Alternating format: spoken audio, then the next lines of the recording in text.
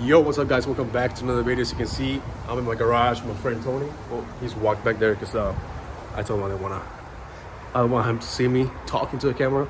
But as you can see, the title of the video says we're gonna work on the 240. I was just cleaning my garage. It was a mess. Kind of cleaned the half-ass. It's about to rain, and I want to put the 240 in the garage. It's been sitting in the backyard for like 3 weeks, I believe. So we're gonna go get it right now. And because my driveway is full of cars, so I had to put it in the backyard. As you can see, my driveway is packed with cars. I just bought another Miata sitting in front of the Civic. Yeah, we got too many cars, so let's go get it. Yeah, it's just been sitting here underneath the tree for the past month or so, I'd say. Hopefully it starts. She should start, hopefully. What's battery? Oh, come on. It's a VQ, baby. All right, as you can see, the car's in the garage. It's a pain in the ass to put it up the driveway. It's dark. This mirror, it's like, I don't even know what the fuck they use. Look at that. Like, it's not even a mirror. It looks better on camera, but it's literally not even a mirror. Anyway, so yeah, we got it up here. My friend did make me my exhaust, so that's what the video's about. It's my whole exhaust system for this car. Since the last video was a part 1, it's a part 2, following up with the whole exhaust, which I'm going to show you right now. Let me get my light. So as you can see, the exhaust is done. We were able to do a downpipe, which we were scared of, but we used a 2¼ inch piping, which is not the most ideal piping, but you know, it should be fine. As you can see, the fucking piping is super close to the clutch line down there, which I'm gonna make a hard line for the clutch and just put a rubber one at the end, just because I know it's gonna melt it right through as soon as this car gets hot. But yeah, the exhaust is pretty good. I have my tile blow, I mean my not even tile, my fake tile, my Summit Racing blow valve straight down to the ground, facing away from the motor. Yeah, but everything's super tight, super tight. But I'm glad that he was able to make it fit. I'm super hyped on this. So I am pulling the motor next week. I was supposed to do it today, but I didn't have time. So I'm pulling the motor next week. I'm getting the whole engine bay painted because I cannot stand looking at the car like this. Like the purple and the red does not go together. I'm taking the hood off, taking the engine, you know, taking everything off from the engine bay. And oh no, I literally just cleaned the whole garage. All the fucking leaves came back in here. My bad, I had to close the door because I cleaned the all the leaves from the garage, and thousands of them just came in here. But yeah, I cannot stand having the engine bay red and the car purple. Like, it looks so fucking bad. So I'm getting, taking the whole motor out, since I have a new motor sitting in the corner behind him. I'm putting that motor in because this motor has a blown head gasket. I used the head gasket sealer from Walmart. It didn't work. I did a whole season without the car overheating. But I'm putting the motor out. I want to build this motor. So I bought a JDM Chicago motor engine from fucking JDM Chicago. And that's going in here. So I'm pulling everything off, stripping the whole car down, getting it painted, putting it back together, because in February 6th, I have an appointment to get the car tuned. So I have to get everything done, everything broken in by February 6th. So in the process of me getting the engine painted, getting the hood painted, the bottom of the hood, I'm also getting the door painted. I have a new door for it. And as you can see, this one got mangled last year. I had a little accident here, drifting. I am not painting this, but I have a cover that goes here.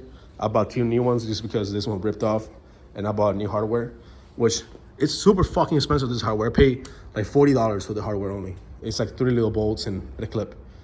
But yeah, so the car's gonna be redone for the next season, so I'm super excited. All right, guys, so I'm back.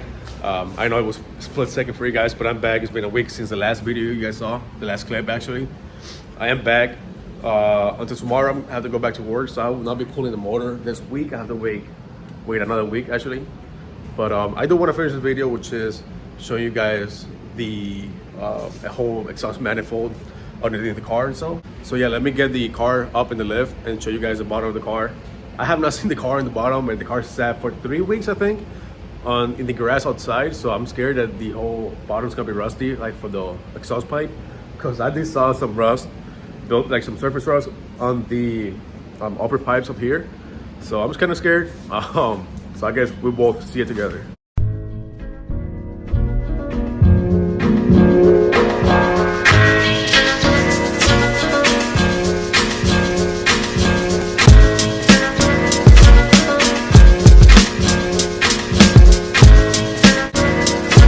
All right, guys, as you can see, we're down here.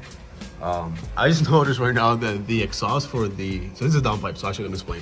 So we have both runners, you know, we have left and right. They merge right here, and then from here they go straight into the turbo. And then this is our downpipe. We have two V-bands, one for the downpipe side and one for the turbo side. So all I have to do is undo these two right now, right here, and it will literally just drop the whole exhaust down. And well, it will drop the whole front half, and then in the back two will just disconnect from the manifolds themselves. So it's pretty simple. It's not hard at all. I really thought it was gonna be super rusty just because it was sitting in the grass for 2 weeks. Honestly, no, 3 weeks it was sitting in the grass. But I'm glad that they're not rusty at all. It's just some surface rust it has, which is normal, especially with it being steel piping. But yeah, so it looks pretty good. There's a bunch of oil down here, so I don't know. I know the oil seal for the oil cooler was leaking. So as you can see, there's some oil on the floor. It's coming from here. The seal for the machine motor side, I bought it used, and well, I bought it new, but it was sitting for like a year or two outside, like in the guy's garage, and it got really hard, like the seal that goes around here. It was like cracked. So I flipped the seal and it was kind of fine, but as you can see, it's still leaking. There's a bunch of oil all over the car from when the first motor blew up. I never got a chance to clean it. And my whole like angle kit, everything's full of oil. So again, like I said, I am painting the engine bay. So once I pull this motor, I'll be cleaning the whole engine bay, everything, and then putting everything back together. But this car is pretty clean at the bottom, no rust. It's a Georgia car. So it's definitely worth it going down south to get a car. Because you can see the frame rails are really good, except for this. It's been a little squished, but you know, that doesn't matter. I noticed that the diff is actually leaking as well. So as you can see, the axle seals are leaking, both of them. This is the first time I had a diff leak after I sealed it. I don't know what happened there, but I mean, it's been good for 2 years. So it's about time to take it off, change the fluid, put new seals on both sides, and put it back in. But yeah, she looks pretty good on the bottom. The turbo came out insane, so I'm noticing that it's gonna be too tight to run it here. So I might actually buy some oval piping just for this section, because there's no way I'm gonna be able to fit a pipe in here. So I'm just thinking buy some oval piping around, you know, maybe a foot of oval piping, and just have it welded from here to here, and then again straight piping from here back to my full exhaust. Just so you can see the bolt, it's literally touching here. There's no other way for us to, you know, make this straight, because it will be touching as well here. It's gonna be rattling. So my guess is the only thing that we can do is just making an oval piping here. So I'm guessing this got ripped off when I pulled the car out of the trailer. This is for the neutral safety switch and for the reverse lights, I believe, which none of them really matter. I got ripped off from right here, which is the first time it ever happened. Kind of sucks. The other one got ripped off right at the sensor itself. So that kind of sucks. But yeah, guys, like everything looks great. Super excited to take this motor out. So I'm gonna be pulling the motor off tomorrow and hopefully get everything cleaned up so I can start, you know, prepping the engine bay to get painted. And all these piping will be heat wrapped, and I will have the reflecting tape on all my lines as well here, because as you can see, it's pretty close to the lines, the fuel and the brake lines. So all of them will be covered, all of them will be heat wrapped. So nothing leaks or nothing, you know, gets too hot. So I'll be pulling this and doing this outside the car, of course, and heat wrapping the one on top by the valve cover as well. So a lot of people always ask me why I went with a VQ instead of going with a, you know, LS1, LS2 swap. When I looked at it at the time, it was cheap power, and to me, it was worth it. You know, at some point it was like, oh shit, I should have just gone LS. You know, it would have been cheaper. It would have been more power for just a little bit more money. But I bought this car as a rolling shell. The car was literally, I can put up a picture right now. The car, it was just, I went all the way down to Georgia. I picked up the car, rust free. The only reason I went all the way down there. And, you know, the car needed everything. The car needed seats, motor, trans, angle kit, coilovers. So when I bought the car, I had money. I think I had like 10 grand to put into the car. So I did not want to go with just LS swap, because if I did LS swap on a bare shell, it would have cost me, I'd say, like around 6 grand just to do it legit, you know, do everything legit. Because if I got an LS1, I would like to do heads and, you know, redo the whole motor, just because it's not worth putting a LS in it. If it's like a junkyard motor, it's just gonna blow up, you know, in a couple seasons or in a couple drift events.